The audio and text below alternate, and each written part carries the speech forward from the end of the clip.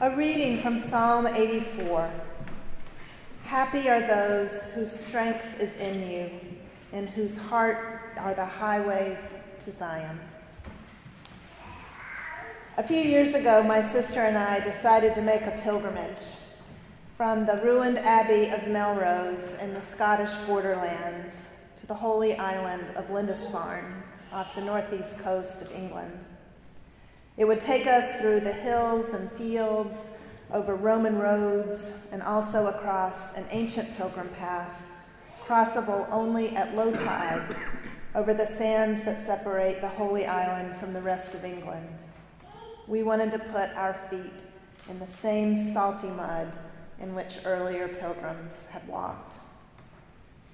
Our pilgrim route was dedicated to St. Cuthbert, a 7th century holy man, known for his pastoral care, his love of solitude, and his deep affinity with the world around him. After standing all night to pray waist deep in the cold North Sea, the story goes, the otters followed him out of the water and breathed their warm breath on his feet. Cuthbert loved his island monastery, but he also loved to wander beyond it, crossing the sands when the tide was out, going from village to village, preaching and offering pastoral care. Even when he was at home on Lindisfarne, he would sometimes make his pastoral care part of his worship, praying and singing the psalms as he walked around the island, pausing to ask people how they were getting along. Even after he died and the Vikings destroyed his abbey, his broken-hearted monks carried his body around Britain for a decade. Cuthbert was a saint on the move, in death and in life.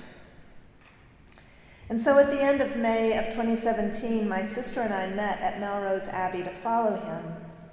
And our pilgrimage took us up and over the hills where Cuthbert had watched over sheep as a boy, and into woods so still and quiet that it was easy to imagine him falling in love with silence there. Some days, the only living creatures with whom we shared the path were sheep and cows. Other days, we experienced the sweetness of what the anthropologists Victor and Edith Turner called communitas, the intimacy that can arise among strangers on the road when we are all freed from the social hierarchies that structure our lives at home. But mostly it was just my sister and me, walking side by side or single file, talking or silent, spending more time together than we had since we were children, growing up in the same house.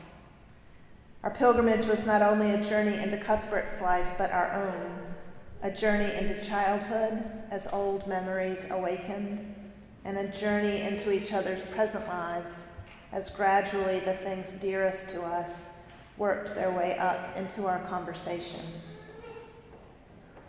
My sister has spent her life working with and for refugees, particularly the children who make it to our southern border unaccompanied, and she brought their concerns along with her.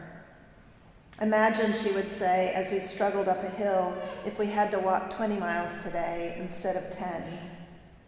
Imagine if there weren't a bed waiting for us at the end of the day. Imagine if there were predators along our route. Imagine if we didn't know how our journey would end. Her pilgrimage was a prayer every step, and I tried to follow in the path that she made. St. Cuthbert's Way is very well marked, but my sister and I did occasionally get lost. We'd get to talking and miss a sign and have to stop and figure out where we were. Sometimes we got lost and flashes of our childhood selves would appear. The little sister who wanted the big one to slow down until we could figure out where we were. The older one who was convinced she knew what she was doing, even when she didn't. We had a map of the trail and a book that described the route, and we often needed both of them to reorient ourselves, as well as consultation with other pilgrims on the road, and once an assist from St. Cuthbert himself. Ask me about that later. My sister would unfold the map and try to locate where we might be.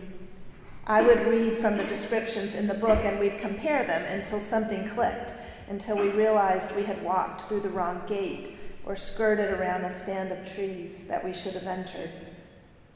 This is how we're going to have to navigate from now on, my sister said to me one day, as one of us spread out the map and the other one read out loud from the book in an attempt to figure out where we were. I thought she meant that she was tired of me trying to feel my way along when we got lost. She was tired of that, but that's not what she meant. She meant that this is how we're going to have to navigate the life of our country, our lives as citizens. We're going to have to stop and consult each other frequently along the way, she said. We're going to need our maps and our books, our scriptures and histories, our hymns and prayers, the wisdom of our community, a vision of where we should be heading, and a plan of how to get there. We can't just hope for the best, she said. Our choices about which way to turn are really going to matter. On the 7th day of our pilgrimage, we reached the sea and we saw the Holy Island across the water, with dunes at one end and the ruins of Lindisfarne Priory at the other. Tall poles marked out the ancient pilgrim path through the ocean, and 2 refuges up on stilts waited for any pilgrims who might get stuck out there at high tide. As we waited for the tide to withdraw, a fog rolled in, obscuring the poles and the island, covering the sands with a thick mist. But we'd seen where we were going, and it filled our minds. We looked behind us hopefully. We could see some figures coming in the distance, and we hoped they'd want to walk out onto the sands with us. We took off our shoes, and we waited.